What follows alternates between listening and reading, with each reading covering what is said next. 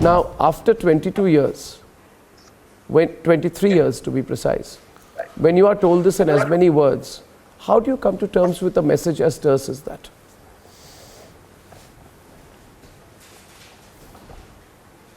Arnab, first of all, I just want to make a small correction that the 50 crore that you're talking, it's not, it's 50, it's 60 crore actually. And that 60 crore has been given as a reward to the Delhi government for making a trauma center. And this is the same Delhi government which has allowed permissions and allowed Ansals to run the cinema hall despite all the deviations and violations. And this trauma center should have come up in 2 years' time. We don't know where that 60 crore is. That 60 crore probably now is 80 crore. Anyway, I'm not here about money. But one thing is for sure, the Supreme Court has let down the victims badly, not just in the criminal case, but also in the civil case. In the civil case, they reduced the compensation from 10 lakh to 7.5 lakh and 10 lakh, that's all, from 18 to 15 lakh. So that is what they value human life in India.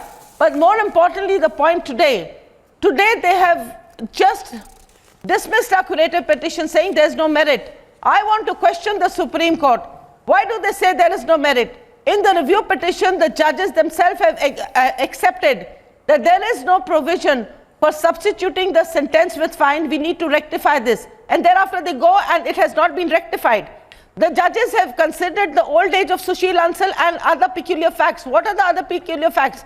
There is not a single document and record to show that Sushil Ansal has ever had any medical problem. He's never even prayed that. Why was he given all this relief?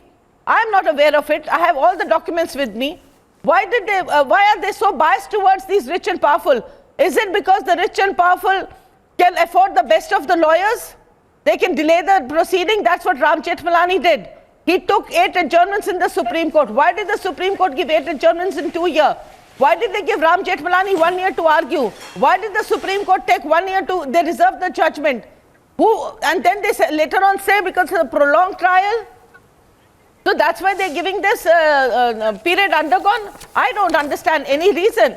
Throughout the entire trial, Arnab, we are the one who went to the High Court and got this orders for expeditious hearing. That's why the trial was over in 10 years. It was only when the Supreme Court cancelled the bail in 2008, 26 hearing, the High Court concluded the appeal because the Ansals were behind bars. And now you tell us this is a prolonged, but I want to know what is the merit in the case. Don't they know it was the Ansals who closed the exits? The Ansals who closed the gangway, they did this, and this is a finding of the Supreme Court.